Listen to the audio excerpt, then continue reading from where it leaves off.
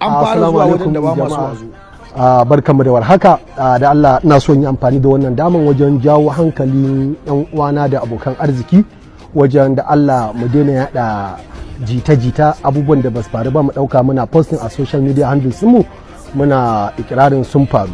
Da Allah mu rinka inganta labari kafin mu yi posting din shi. Cikin ikon ubangiji ni dai ina nan lafiya na kalau kuma babu wanda ya kama ni, ina nan ina ma ci gaba da aiki na.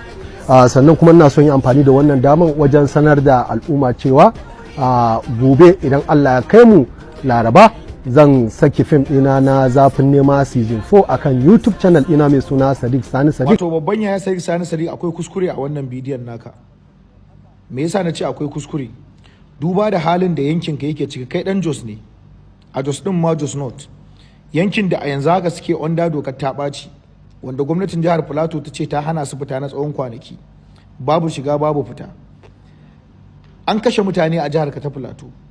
A daidai wannan lokacin da muryarka ta yi suna, muryarka ta je inda ake so ta je, a daidai wannan lokacin da saƙonka yake isa kunnuwan wa'anda ake so ya isa, mun kasa magana akan abin da yake faruwa a Jos ne.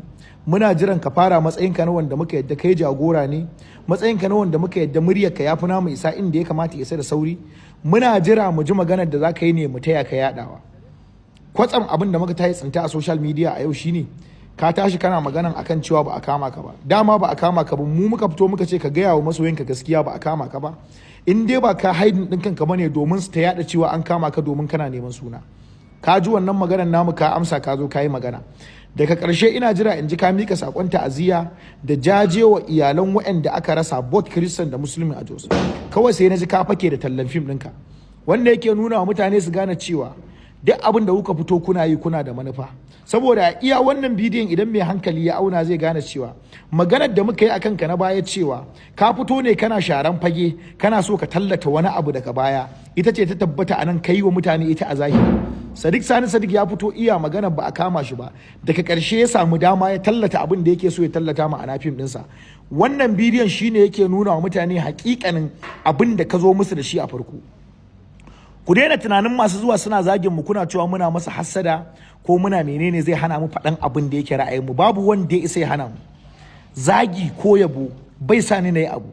Kar ku yi tunanin idan ina wani abu a media kuna Allah maka albarka shi yake sa ni karfin gwiwa. A'a, gaskiya akan ta nake kawai. Ni ina yin abin da ya daidai da ra'ayina ne, kuma a cikin kwakwalwata da tunanina ta bani shine daidai. Ya kamata Sadiq Sani Sadiq ya fito ya jajanta wa mutane. Wai har ya gama gwagwarmaya kenan a bidiyo ɗaya. Ya kamata da wannan abin ya faru maga Sadiq Sani Sadiq da fatanya a rataye ya fito ya adiresin din gwamnatin jihar Plateau, ya gaya mata wayannan mutanen da suka ta'addanci ba musulmai bane, ba su da alaka da musulunci, kuma mun barranta kanmu da su kuma ba ma goyon bayan su. Amma har an gama, har gwagwarmayar ta kare daga bidiyo daya, har gwagwarmayar ta kare, an shiga wani layi. Allah ya sa mu dace.